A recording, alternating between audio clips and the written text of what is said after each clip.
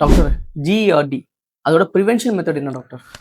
GRT gastroesophageal reflux disease இன்னைக்கு டேட்ல 21st செஞ்சுரியில் one of the most common diseases, especially in youngsters, software engineers, working population ரொம்ப common. ஏன் GRD வருது? GRD பாத்தீங்கன்னா உணவு குழாய்க்கும் ஃபுட் பைப்புக்கும் ஸ்டொமக்குக்கும் நெடுவில் இருக்க ஒரு வால் சரியா வேலை செய்யாதால, ஸோ கேஸ்ட்ரோஎசோஃபேஜியல் ஜி ஜங்ஷன் சொல்லுவாங்க. அந்த இடத்துல ஏற்படும் பாதிப்புகள் தான் ஜிஆர்டி. ப்ரிவென்டிவ் ஸ்ட்ராட்டஜிஸ் என்னென்ன இருக்குன்னா, ஃபர்ஸ்ட் அசிடிட்டியை குறைக்கணும். அசிட்டை குறைக்கணும் பார்த்தீங்கன்னா வெறும் வீத்த டீ காப்பி குடிக்கூடாது. சூடா கொதிக்க எதுவுமே சாப்பிடக்கூடாது. Fried items, deep fried items, oil items, spicy items avoid பண்ணணும். புளிப்பான ஐட்டம்ஸும் அவாய்ட் பண்ணுறது பெட்டர். சாப்பிடனே படுத்து தூங்கக்கூடாது. சாப்பிட்றப்ப பேசுறத அவாய்ட் பண்ணிக்கணும். வயிறொப்ப சாப்பிடக்கூடாது. சாப்பிட்டுட்டு கொஞ்சம் வாக்கிங் போகணும். இதெல்லாம் பண்ணீங்கன்னா அசிடிட்டி குறையும், பிளஸ் அந்த ஜி ஜங்ஷன் வால்வ மேல இருக்க ப்ரெஷரும் குறையும். இதெல்லாம் பண்ணீங்கன்னா ஜிஆர்டி குறைக்க வாய்ப்பு இருக்குங்க.